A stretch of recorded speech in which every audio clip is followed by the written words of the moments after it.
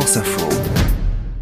Certes, le Covid a été le déclencheur, mais les demandes d'entraide déposées au bureau de l'association ne sont pas toutes liées à la pandémie. Cela va de la retraitée privée de sa pension à cause de soucis administratifs aux touristes agressés et dépouillés qu'il faut aider à rentrer, en passant par des cas beaucoup plus graves, comme les violences domestiques, détaille Fabrice Buron. Il y a une personne, donc le conjoint, qui a dû repartir et il a fallu aider la personne tout de suite à pouvoir partir et être dans un endroit où elle se sente en sécurité. C'est des situations où du jour au lendemain, une des personnes se retrouve dans une précarité totale. Que vous divorcez, vous ne pouvez pas travailler parce que votre visa ne vous le permettez pas. Il peut y avoir aussi une dispute sur comment les ressources sont partagées lors du divorce. Le Français reconnaît que depuis l'arrivée de Joe Biden à la Maison-Blanche, les choses vont dans le bon sens. On a une approche beaucoup moins enflammée politique et beaucoup plus factuelle par rapport à des situations de crise. Et puis aussi, je pense que sur tous les sujets de l'immigration, il y a une position beaucoup moins peut-être arbitraire ou politique, donc qui est une terre d'accueil. Avocats, juristes, comptables, psychologues, l'association cherche à mettre les bons intervenants en face des problèmes à résoudre, tous volontaires et bénévoles. Fabrice Buron reconnaît que son engagement associatif